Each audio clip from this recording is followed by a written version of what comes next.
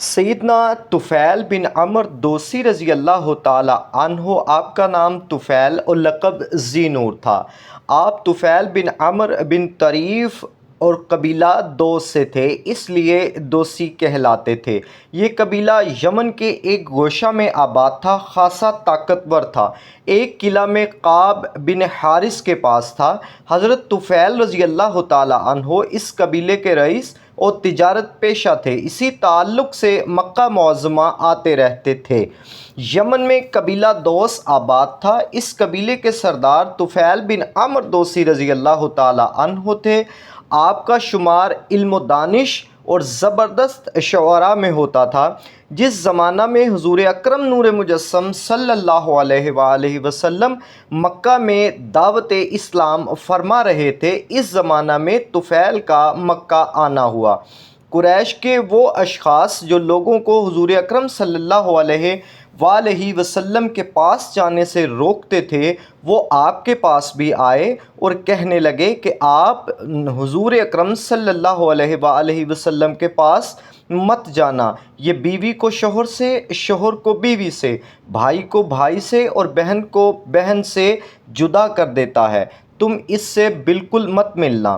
تو حضرت سیدنا طفیل رضی اللہ تعالی عنہ نے اپنے کانوں میں روئی ٹھوس لی کہ مبادا کہ حضور اکرم نور مجسم صلی اللہ علیہ وآلہ وسلم کی آواز ان تک نہ پڑے۔ لیکن جب ارادہ خداوندی آیا تو حضور اکرم صلی اللہ علیہ وآلہ وسلم نماز سے فارغ ہو کر اپنے گھر کی طرف لوٹے تو آپ فرماتے ہیں میں ان کے پیچھے پیچھے ہو لیا۔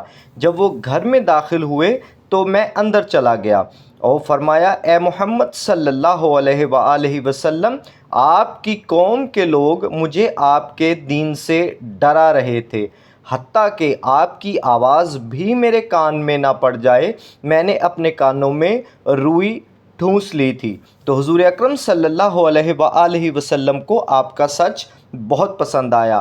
آپ اپنا دین مجھے بتائیے، ایسا حضرت عمر بن دوسی رضی اللہ تعالی عنہ نے فرمایا تو حضور اکرم صلی اللہ علیہ وآلہ وسلم نے سورہ فلق اور سورہ اخلاص کی آیات تلاوت کی تو سیدنا عمر بن دوسی رضی اللہ تعالی عنہ نے فرمایا کہ میں نے اس سے بہتر کلام پہلے کبھی نہیں سنا، اور آپ نے اپنا ہاتھ بڑھایا اور حضور اکرم نور مجسم شفیع معظم صلی اللہ علیہ وآلہ وسلم نے آپ کو دائرہ اسلام میں داخل فرمایا۔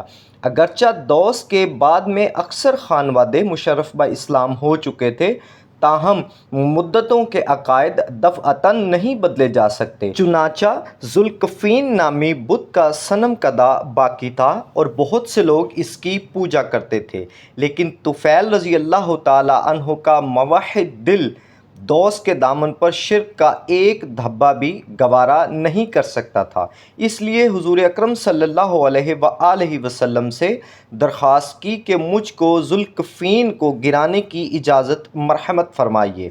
آپ نے اجازت دے دی، چنانچہ وہ کچھ دوسیوں کو لے کر گئے اور اس بت کدے کو ڈھا کر اور بعد میں بت کو آگ لگا دی۔ معرکہ یمامہ میں صحابی جلیل القدر طفیل بن عمر دوسی رضی اللہ تعالی عنہ نے زبردست داد شجاعت دی، یہاں تک کہ وہ زخمی ہو کر گر گئے اور زخموں کی تاب نہ لا کر نعمت شہادت سے بہرور ہوئے، مگر ان کے صاحبزادے عمر بن طفیل برابر جنگ میں لڑتے رہے، یہاں تک کہ وہ اپنا کٹا ہوا ہاتھ اور اپنے والد کا جسم اطہر وہیں چھوڑ کر یمامہ میں واپس مدینے آ گئے۔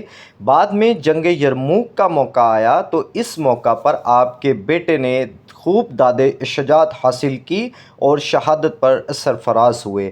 صحابہ انسائیکلوپیڈیا کے سامعین، آپ میرے چینل کو سبسکرائب کیجئے، لائک کیجئے اور اپنی قیمتی آراء سے آگاہ کیجئے۔ اگر کوئی مجھ سے غلطی ہوئی، میں اللہ کے حضور معافی کا طلبگار ہوں۔ السلام علیکم ورحمۃ اللہ وبرکاتہ۔